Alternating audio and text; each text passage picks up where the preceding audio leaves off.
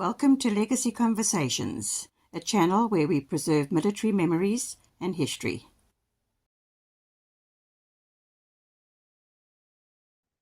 Hello everyone, it's Chris here. I don't know if you're new to the channel or not, but a month or two ago, we made a decision to leave YouTube. And the reason why we left YouTube is explained in a video on Rumble. You can go to the links in the description and you will see why that decision was made. So the video which is following now is not the entire video. It's a 5 minutes, 10 minutes perhaps of the entire video. The whole video is probably an hour, might even be more. As you know, we tend to do long videos at Legacy.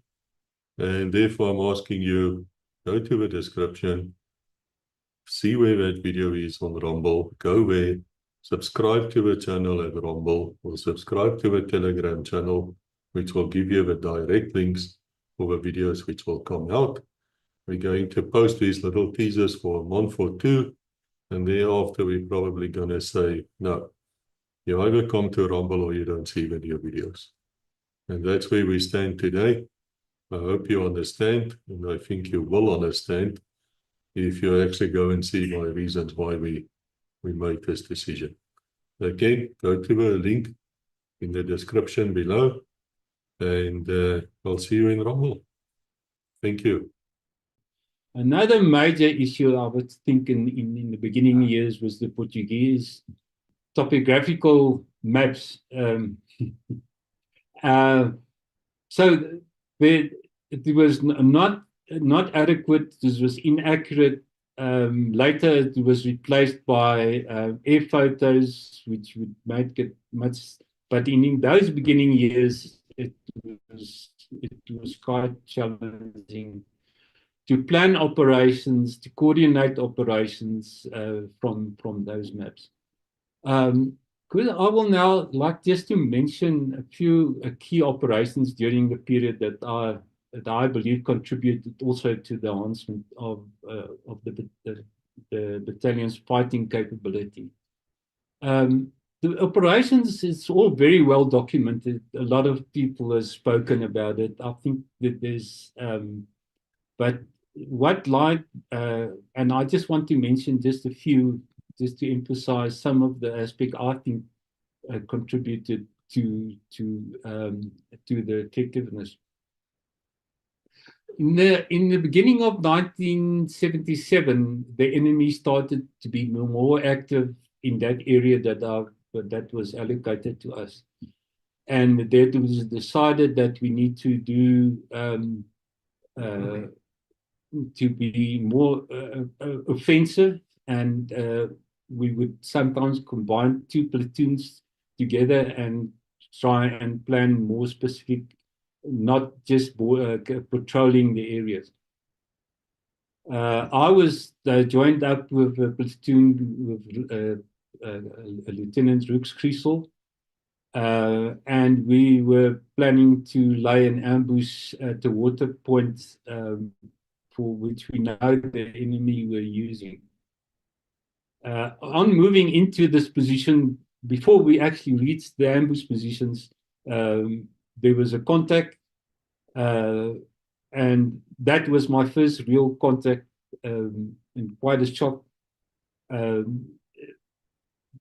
did it happened so fast. Fortunately, the Sergeant Abreu that was experienced, he was the one who managed the fires, he managed the troops. And yeah, we was quite excited to say that we've got our first sort of successes with the enemy. But when I arrived where the enemy was lying, I was quite shocked to see that the state of the equipment, but mainly the age. I would guess they were about between 12, 14 years old. It's difficult to. But the shock in my life to say, you know, at once you felt, okay, we're done. We've got the enemy. But now to realize this is only young children that was involved. The next operation was in October 19, which I'd like to mention was October 1977. The operation was called Crop Dave, but also perhaps more known for Eheki, where the reconnaissance groups and 3 Battalion attacked the 2 bases, the Eheki 1 and 2. But as I said, I don't want to go into that detail. It's well documented and can do much better than I can do at this stage. But this was the first baptism of fire on battalion level that we did. Also necessary to mention that the extent, some of us was on the end of our 6 weeks deployment period already. So we're looking forward, going back, taking a break, and then we were told, no, there's this operation going to take place and we need to be part of that.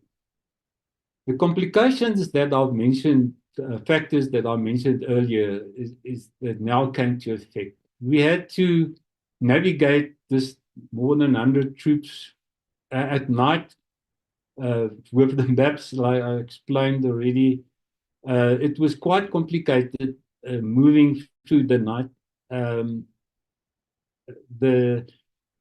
We were supposed to do a first morning attack on the base, but we were met with all the firepower that I think that they had in the area, with artillery. The 82 mortars, 120 mortars, and it was quite an experience for us to manage the troops, and that, as I think the complications there I've mentioned earlier, the factors that came to play here. But what I would like to say, the biggest shock was actually when we learned that the Rekkies had to do also a first light attack on the base. And it's only late in the afternoon that we heard that there was a major scrap going on.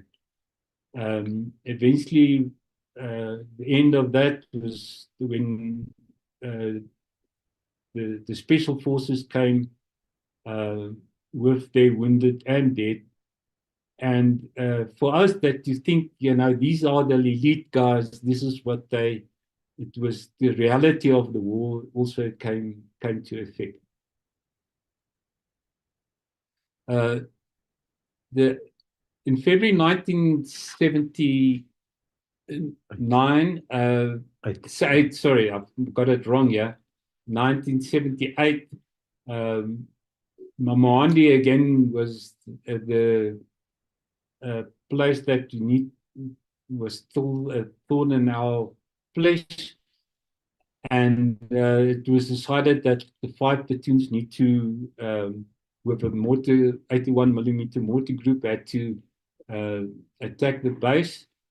Again, the first morning light, the terrain, what's supposed to be a first morning attack, when we reached the place where we thought the enemy was, it was evacuated. There was nothing.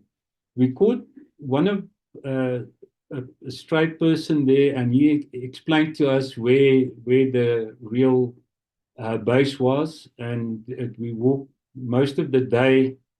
And late in the afternoon, one of the groups went to were ambushed, and in the fight, the next was that was quite extensive. Also, perhaps just to say, the Farners crew that I mentioned earlier, that was shot through the throat. This was his first deployment back into the operation, and as the first shots went, he was the next casualty again. Over here, and during this time, what I would like to mention here is that most of practically all of the Luda group was wounded and need to be casevaced. But again, only we could not casevac them that night already. They had to lie until the next morning, until the choppers could get them to safety. Then another, I think, well-known Operation Reindeer, which is more known, also the Kasinga, the attack on Kasinga, where the bats went in, but the operation was planned, and it also to coincide with the main attack at Kasinga. There was attacks on the southern side, again also Mamawandi, and it was the first time that we were deployed with the 140 millimeters guns in support.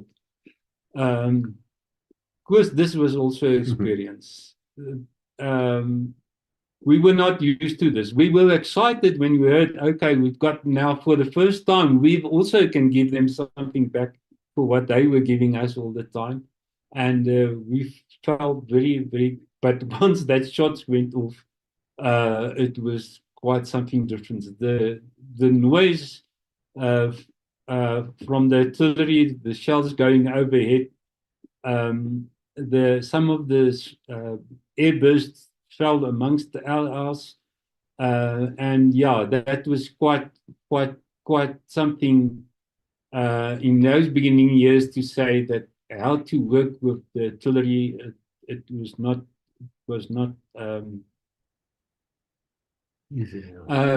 even to say that even the problems we've experienced with the fire support, all those coordinations, those are the things that in the earlier years that had to be sorted out, and to make us more competent.